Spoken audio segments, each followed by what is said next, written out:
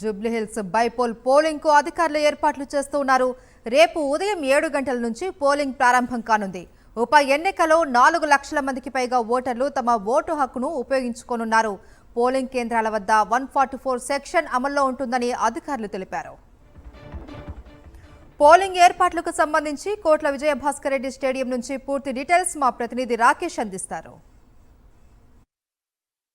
జూబ్లీహిల్స్ ఉప ఎన్నిక పోలింగ్ కు సర్వం సిద్ధం చేస్తున్నారు అధికారులు. ప్రస్తుతం మనం కోట్ల విజయభాస్కర్ రెడ్డి స్టేడియంలో చూస్తున్నాం.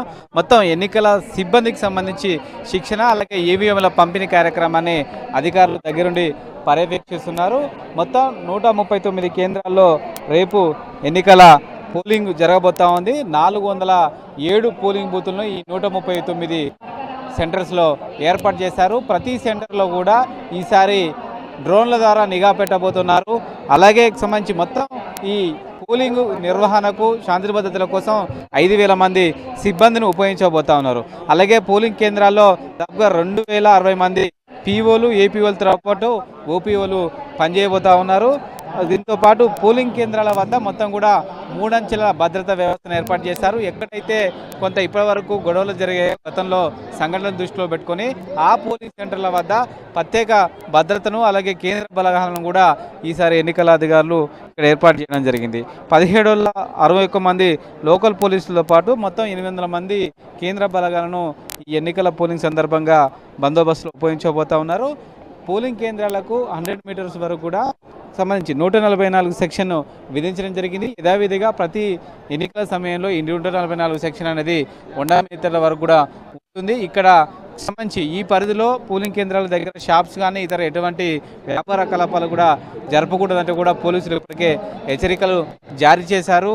ఎక్కడ అవాంఛనీయ సంఘటనలు జరగకుండా ఈ 100 మీటర్స్ వరకు కూడా భారీ బందోబస్తును ఏర్పాటు చేయడం జరిగింది. దీంతోపాటు పోలింగ్ కేంద్రాలకు నియర్ బై ఎక్కడ కూడా ఓటర్ స్లిప్లు పార్టీ గుర్తులతోనే పంపిణీ చేయకూడదనే స్పష్టమైన ఆదేశాలను ఎన్నికల సంఘం ఇచ్చింది. అలా చేస్తే ఖచ్చితంగా వారిపైన చర్యలు తీసుకోవాల్సిందంటూ కూడా హెచ్చరికలు జారీ చేశారు. కోట్ల విజయభాస్కర్ రెడ్డి స్టేడియంలోనే మొత్తం కూడా ఈవీఎంల పంపిణీకి సంబంధించి చూస్తున్నాం. మొత్తం కూడా మనకు ప్రతి పోలింగ్ కేంద్రం కూడా ఈవీఎంలకు సంబంధించి పంపిస్తారు. అలాగే ఎక్స్ట్రా ఈవీఎంలు కూడా పంపిస్తారు. ఎందుకంటే చాలా చోట్ల కూడా ఈవీఎంల మొరాయింపు అనేది జరుగుతూ ఉంటుంది కాబట్టి దాన్ని దృష్టిలో పెట్టుకొని ఈవీఎంలు మొరాయిస్తే ఒక ఎక్స్ట్రా ఈటీఎంను వాడుకునే విధంగా కూడా ఈవీఎంలకు సంబంధించి దీన్ని ప్రత్యేకంగా పెట్టుకోవడం జరిగింది.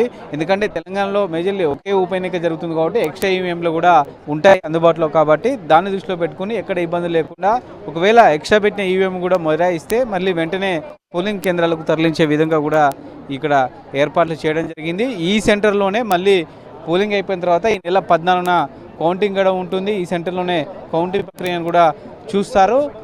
పూర్తి స్థాయిలో కూడా ఈ సెంటర్కి సంబంధించి కోట్ల విజయభాస్కర్ రెడ్డి స్టేడియం నుంచి ఈరోజు సాయంత్రం 4 గంటల తర్వాత అన్ని ఈవీఎంలు నుంచి అన్ని పోలింగ్ కేంద్రాలకు వెళ్తాయి. రేపు ఉదయం 7 గంటల నుంచి పోలింగ్ ప్రారంభమవుతుంది. సాయంత్రం 6 గంటల వరకు కూడా పోలింగ్ జరుగుతుంది. సంబంధించి సాయంత్రం 6 లోపు ఎవరైతే పోలింగ్ కేంద్రాల్లో ఉంటారో 6 దాటినా కూడా ఓటు వేయడానికి ఎన్నికల అధికారులు అవకాశం కల్పిస్తారు. ఈసారి ప్రత్యేకించి డ్రోన్ల ద్వారా ప్రత్యేక నిఘా పోలీసు అధికారులు పెడుతున్నారు.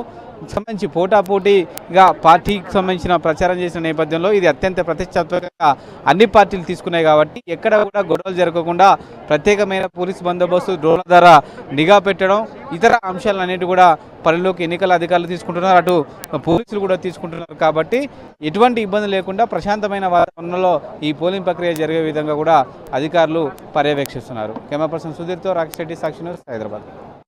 సాక్షి టీవీ ప్రసారాలను నిలిపివేయటం చట్టరీత్యా నేరం. సాక్షి టీవీ ప్రసారాల కోసం మీ స్థానిక కేబుల్ ఆపరేటర్ను వెంటనే సంప్రదించండి.